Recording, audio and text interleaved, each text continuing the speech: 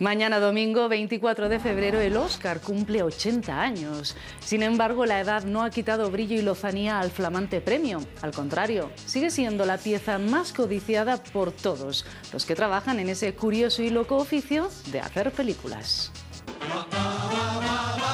Es el premio más famoso del cine, una estatuilla de bronce bañada en oro de 14 quilates. Mide 34 centímetros y medio y pesa casi 4 kilos. Siguiendo los bocetos del director artístico de la Metro, Cedric Gibbons, fue realizada por el escultor Josh Stanley.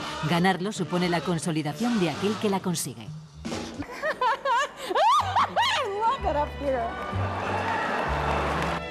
Entre las películas que han recibido más premios en estos 80 años hay un triple empate. El Señor de los Anillos, El Retorno del Rey, Titanic y Ben-Hur, con 11 estatuillas cada una. Aunque solo recogió el último, la actriz más premiada es Katharine Hepburn con 4. Los actores Walter Brennan y Jack Nicholson empatan con 3 cada uno. John Ford con 4 es el director que tiene más Oscar. Supposed to be leisurely? Yeah, I would probably run. I'm Irish, and I'm supposed to be the fastest director in the country. Hay otra lista, la de los grandes olvidados, y en ella encontramos nombres tan reconocidos como Alfred Hitchcock, Stanley Kubrick, Charles Chaplin, Orson Welles, que solo consiguió uno por el guión de Ciudadano Kane, Cary Grant, Greta Garbo, Marlene Dietrich, Kirk Douglas, Peter O'Toole o Richard Burton. Lo que está claro es que el Oscar otorga una impagable publicidad a sus destinatarios. I'm the king of the world.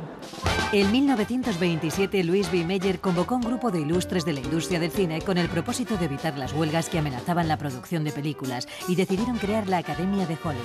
Curiosamente, la semana pasada, los guionistas americanos pusieron el punto final a la huelga, que durante 3 meses ha paralizado la industria y que puso en peligro la celebración de la entrega de los Oscar número 80. Oscar goes to... La primera ceremonia fue en 1929 en el Hotel Hollywood Roosevelt. La leyenda atribuye el nombre a Margaret Herridge, bibliotecaria de la Academia, que lo comparó con su tío Oscar, aunque fue Walt Disney quien hizo oficial el nombre en una de las primeras galas. La Segunda Guerra Mundial trasladó la ceremonia al Teatro Chino. Más tarde se celebró en el Shine Auditorium y en el Dorothy Chandler Pavilion. And the Oscar goes to...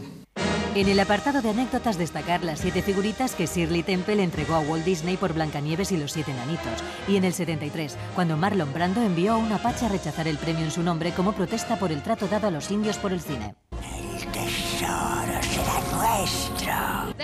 Tras 8 décadas y 100 días de huelga, Hollywood asegura la celebración de la gala, que se retransmitirá en directo a más de 200 países y que llenará de glamour el Teatro Kodak de Los Ángeles.